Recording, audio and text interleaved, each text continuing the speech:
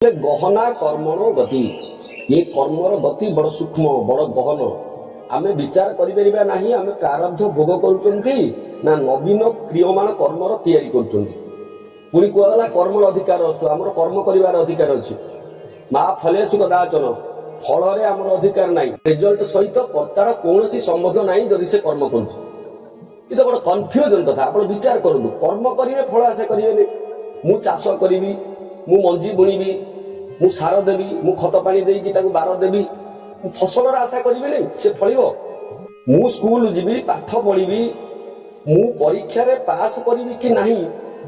ये कथा मोर अधीन नुह मु जहाँ करुच्ची मु जो कर्मर कर्ता मु फलर आशा करी ना ये कर्म करी किमिति यही हूँ श्रीमद भगवत गीतार सबुठ जटिल क्रिटिकाल विषय ये कर्म कौन आ प्रकृत आम कर्म नुआ कर्म करुचंती ना जा पूर्व जन्मर प्रारब्ध कर्म फल आम भोग करुचंती भल कोचिंग देकी भल ट्यूशन नेकी भल सेंटर रे प्रिपरेशन हेकी परीक्षा दउची एमबीबीएस पे से फिट हे परने परिवा बिकुची बापा पुआ स्ट्रीट लाइट रे बसिकी रास्ता कड़ रे पाठ पढुची से टॉपर हेकी जागी डाक्टर होउची एटा केमती होउची ए पर्यंत लोक पेट्रोल पंप रे पेट्रोल पकाउचंती बुढ़ा आलेनी समस्ते कौन धनी हो जाउछंती ए पर्यंत भी लोक पेपर बिक्री कर समस्ते कौन राष्ट्रपति कलाम होती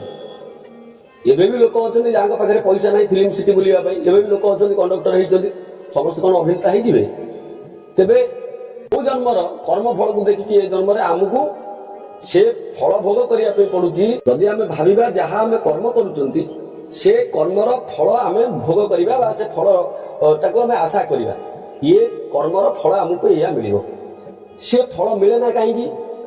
आम सब प्रकार प्रिपेरेसन होते भी शेष बेले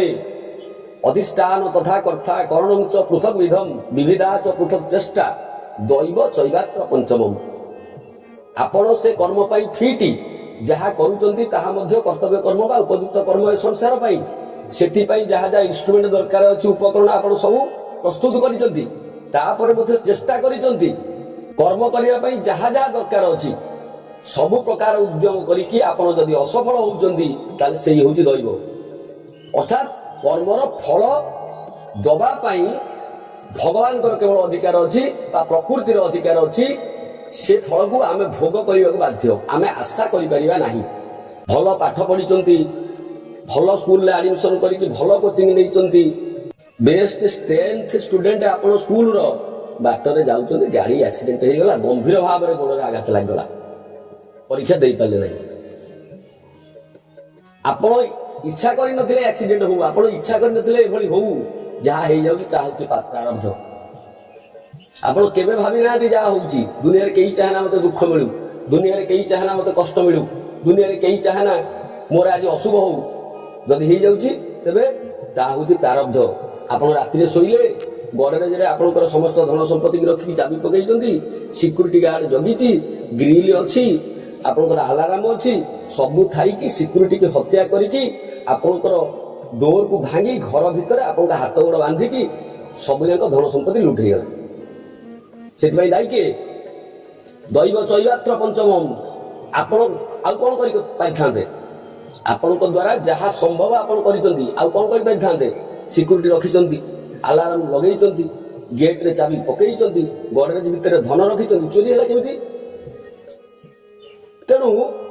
आम मातृगर्भर स्थिर होमें जो कर्म करवा से स्वतंत्र कर्म फल जदि प्रारब्ध तीव्र प्रारब्ध होता है आम भोगाई बाध्य कोमल प्रारब्ध को गुरु गोविंद गीता गायत्री आपण भजन कीर्तन ध्यान साधना ता कोमल प्रारब्ध को एड़े दे पारे किंतु जहाँ तीव्र प्रारब्ध ताहा आपण भोग करने बाध्य कारण मातृगर्भरु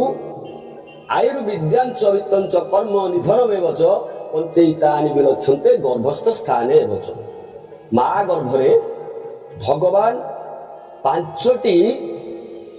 कथा स्थिर करिसंती जहाँ को केही केबे बदलै पारिबनी वकील लगेकी आपण ताको मजिस्ट्रेट आगे ठिया होइकी आपनकर आयुष को बदलै पारिबे नाही आपण बेसी दिन बंचिबा पई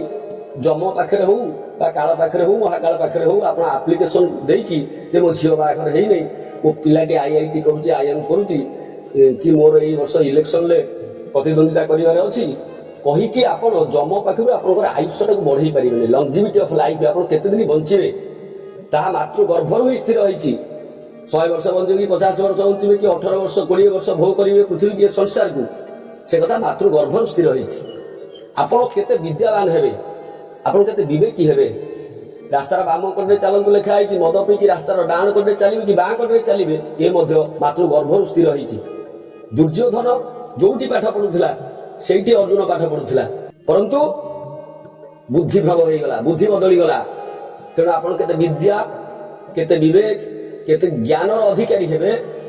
ତାହା ମାତୃଗର୍ଭରୁ ସ୍ଥିର ହେଇଛି। ତଥାକଥିତ ଡିଗ୍ରୀ ସାର୍ଟିଫିକେଟ ଏ କାଗଜ ପତ୍ରର ବିଦ୍ୟା ନୁହେଁ। ଆପଣ କେତେ ସମ୍ପତ୍ତିର ମାଲିକ ହେବେ, କେତେ ପୈତୃକ ସମ୍ପତ୍ତିର ଅଧିକାରୀ ହେବେ, ଆପଣ କେତେ ପୈତୃକ ସମ୍ପତ୍ତିର ଲିଗାଲ ହେୟାର ହେବେ, ଆପଣଙ୍କ ବାପା କେତେ ଧନର ମାଲିକ ହେଇଥିବେ ଆପଣ ଜନ୍ମ ହେବେ ତାହା ମଧ୍ୟ ମାତୃଗର୍ଭରୁ। ମେଡିକାଲ କାନ୍ଥରେ ଏପଟରେ ଗୋଟେ ପିଲା ଜନ୍ମ ହଉଛି, ପାଗିର ଛୁଆ, ମା ଛାତିରେ କ୍ଷୀର ନାହିଁ, ଷ୍ଟେସନର ନାଳ ନର୍ଦ୍ଦମାରେ ପଡ଼ିକି ଗର୍ଭିଣୀ ମାଟା ଆମ୍ବୁଲାନ୍ସରେ ଆସିକି ଆଡମିସନ ହେଇଛି। ସେପଟ କାନ୍ଥର ସେପଟରେ ଗୋଟେ ପିଲା ଜନ୍ମ ହଉଛି, ସିଏ ଓଡ଼ିଶାର ନେତା ମନ୍ତ୍ରୀ ଧନୀଙ୍କର ପୁଅ। ଠିକ ଏକ ସମୟରେ ଯୋଉଠି ଯାହା ପାଖରେ ଠିଆ ହେଇଛନ୍ତି 5-5ଟି ଡାକ୍ତର, ସୁନା ଚାମଚରେ ଛୁଆ କ୍ଷୀର ଖାଇବ, ଆଉ ଗୋଟେ ଛୁଆ କ୍ଷୀର ଟିକେ ପାଇବା ପାଇଁ ତା ମାଆକୁ ଭିକ ମାଗିବା ପାଇଁ ପଡିବ। ତେବେ କୁହନ୍ତୁ, ଏ ନିଷ୍ପାପ ଶିଶୁ, ସିଏ ବି ନିଷ୍ପାପ ଶିଶୁ। ଇଏ କି ପାପ କରିଛି ଆଉ ଇଏ କି ପୁଣ୍ୟ କରିଛି? ଯିଏ ଆଜି ଅଚଳାଚଳ ସମ୍ପତ୍ତି ଭୋଗ କରିବ, ଯିଏ ଧନୀ ଘରର ପୁଅ, ଆଉ ଇଏ କି ପାପ କରିଛି? ଯିଏ ଷ୍ଟେସନରେ ପଡ଼ିକି କୁକୁର ତା ପ୍ରାଣ ନେବାର ସମ୍ଭାବନା ବି ଅଛି, ବଞ୍ଚିବ କି ନାହିଁ ସେ ତା ଭାଗ୍ୟ ନିର୍ଦ୍ଧାରଣ ମଧ୍ୟ କରିପାରିବନି। ଏ ପିଲାଟି ଯେମିତିକା ସେ ପିଲାଟି ସେମିତିକା। ଯଦି ଦୁଇ ପ୍ୟାରେଣ୍ଟସଙ୍କର ଅନୁପସ୍ଥିତିରେ, ବାପା ମାଙ୍କର ଅନୁପସ୍ଥିତିରେ ପିଲାକୁ ଏପଟ ସେପଟ ନର୍ସ କରିଦିଏ ବା ଡାକ୍ତର କରିଦିଏ, ତେବେ ଜଣା ପଡ଼ିବନି କିଏ ଧନୀ ଘରେ ଜନ୍ମ ହୋଇଥିଲା କିଏ ଗରିବ ଘରେ ଜନ୍ମ ହୋଇଥିଲା। ଇଏ ଯୋଉ 4 କେଜି 50 ଗ୍ରାମ, ସିଏ ସେଇ 4 କେଜି 50 ଗ୍ରାମ। ତେଣୁ ଏ ନିଷ୍ପାପ ଶିଶୁ ଦୁଇଟିଙ୍କୁ ଏଇ ଯୋଉ ବାପା ମା ଦାନ କଲେ ଯିଏ, ସିଏ ଜାଣିଛନ୍ତି କାହାର କୋଉ କର୍ମକୁ ଦେଖିକି ଏ ଜନ୍ମରେ ରିଜର୍ଭେସନ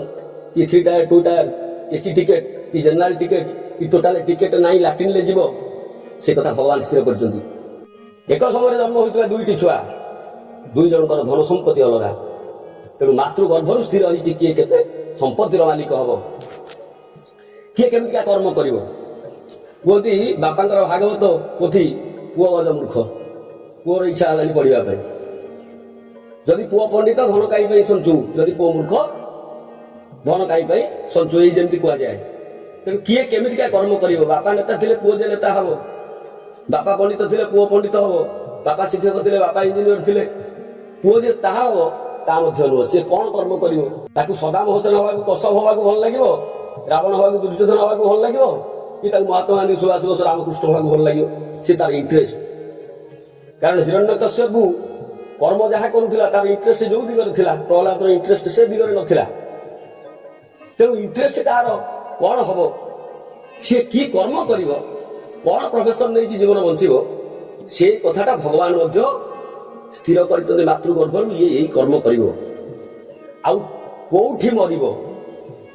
କିଭଳି ଭାବରେ ମରିବ, ଏ କଥା ମଧ୍ୟ ଭଗବାନ ମାତୃଗର୍ଭରୁ ସ୍ଥିର କରିଛନ୍ତି। ସିଏ କିଭଳି ଭାବରେ ମରିବ, ମେଡିକାଲରେ ମରିଯିବ, ରୋଗରେ ମରିଯିବ, ଶିଆଳି ଲଟାରେ ତୀର ବାଜିବ ମରିଯିବ, ପରଶୁରାମର ଖଡ୍ଗରେ ମରିଯିବ,